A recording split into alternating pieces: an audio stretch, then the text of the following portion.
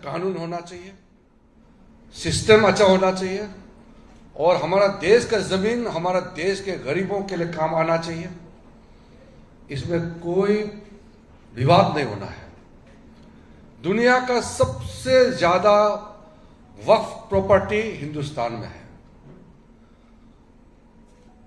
9,70,000 से भी ज्यादा, 9,72,000 से ज्यादा वक्फ संपत्ति हिंदुस्तान में है। लेकिन हिंदुस्तान के गरीब मुसलमानों के लिए कोई काम नहीं आ रहा है। काम नहीं आ रहा है वो एक बात है, लेकिन उसका दुरुपयोग, मिस यूज, वक्फ संपत्तियों को कब्जा करके जो लूटे जा रहा है, यह भी एक चिंता का विषय है। तो जब वक्फ बिल को संशोधन किया, मुख्य हमारा दो लक्ष्य हैं। गरीबों को, गरीब मुसलमानों को फायदा पहुंचाना, जिस लक्ष्य से वक्फ प्रॉपर्टी बनाया गया है उसका अंजाम दिलवाना, और फिर उसको जो लूटा जा रहा है, मिसयूज किया जा रहा है, उसको भी रोक लगाना। ये दोनों हमारे लिए बहुत जरूरी है। इसलिए नरेंद्र मोदी जी का सरकार गरीबों के लिए समर्पित सरकार है, और उसमें जब हम गरीब, देश का कोई भी गरीब हो, चाहे वो मुसलमान हो, चाहे हिंदू हो, सिख, ईसाई, पारसी, बौद्ध, जो भी हमारा इस देश का गरीब है, हमारे लिए वो प्रायोरिटी है, प्राथमिकता है। इसलिए जितना भी कोशिश कर ले, हम अपना गरीबों को हक दिला के हम लोग छोड़ेंगे। इसीलिए नरेंद्र मोदी जी को इस देश के लोगों ने तीसरी बार प्रधानमंत्री बनाया है। हम चुप नहीं बैठ सकते हैं। गुमराह करने के लिए इन लोगों ने सबसे पहले झूठ का सहारा लिया और मुसलमानों को बताया कि आपका कब्रिस्तान और आपका दरगाह छीने जाएंगे, मुसलमानों का संपत्ति छीनेंगे। इससे बड़ा झूठ क्या हो सकता है? ये जो बोल रहे हैं हिंदुस्तान का कानून को नहीं मानते हैं, या इतना बड़ा झूठ बोल रहे हैं। आप बताइए, ये देश कानून से चलता है, किसी का प्रॉपर्टी ऐसे आप छीन सकते हैं क्या? किसी का मस्जिद को कोई ऐसे छीन सकते हैं क्या इस देश में? तो इस तरीके से छोटा छोटा झूठ, जो बहुत नीचे स्तर का झूठ, जो कहना ही नहीं चाहिए, ऐसे सोचना नहीं चाहिए, इस प्रकार का झूठ इन कांग्रेस, कम्युनिस्ट पार्टी और कांग्रेस के कुछ साथियों ने लोगों को गुमराह करने का कोशिश किया।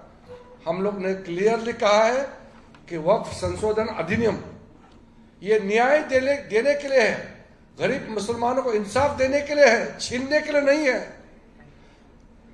गरीब मुसलमानों का हक को छीना है कांग्रेस पार्टी और वक्फ बोर्ड के लोगों ने, मुतावाली लोगों ने, और जो मुसलमानों का कुछ ठेकेदार लोग हैं, उन लोगों ने लूटा है, छीना है उन लोगों ने।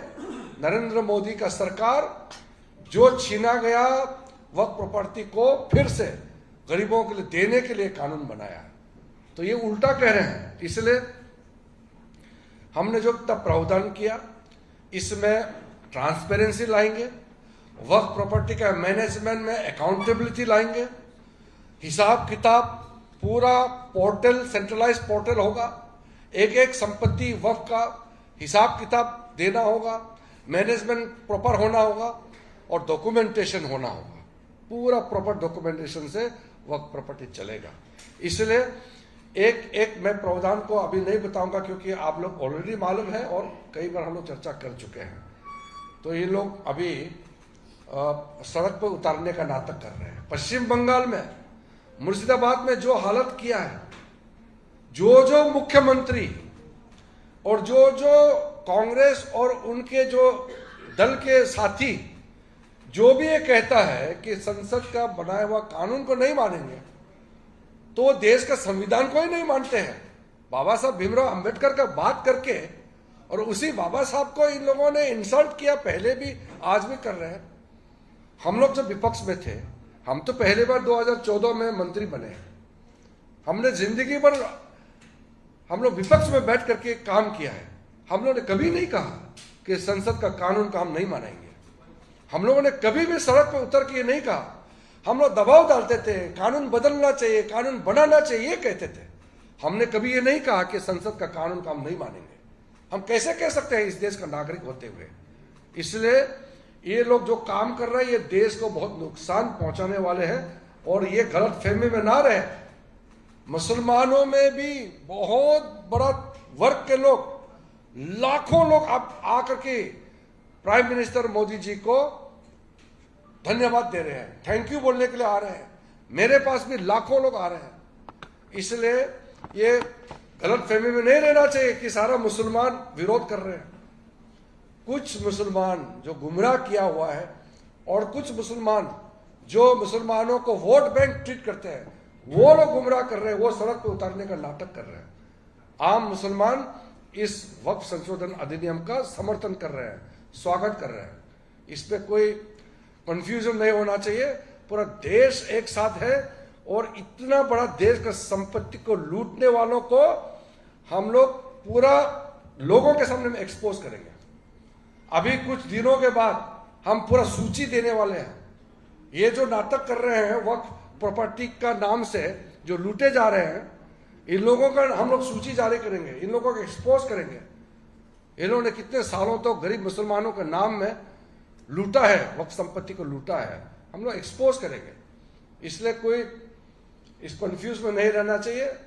पूरा हिंदुस्तान एक साथ है और हमारे सरकार ने जो काम किया है, मोदी जी ने गरीब मुसलमानों के लिए इतना जो बड़ा कदम उठाया, इसको हम सही तरीके से इंप्लीमेंट करेंगे।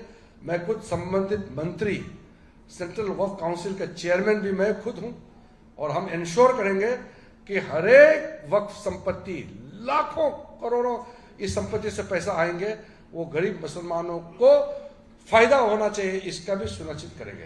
पहले हम लोग अभी रूल्स बनाएंगे, एक्ट बन गया है, अभी रूल्स ड्राफ्ट वगैरह करके उसके बाद हम स्टेट गवर्नमेंट वक्फ बोर्ड को भी केंद्र से, हमारा वक्फ सेंट्रल वक्फ काउंसिल की ओर से जो भी दिशा निर्देश और कंसल्टेशन जो कदम करेंगे। और ये ऐतिहासिक जो 77 साल तो जो इंसाफ नहीं कर सका, नरेंद्र मोदी जी का नेतृत्व में ये इंसाफ देने का काम किया है। मैं इसको बहुत बड़ा क्रांतिकारी उपलब्धि मानता हूं और मैं अपने मुसलमान के जो समुदाय के बीच में जो गरीब तबके के लोग हैं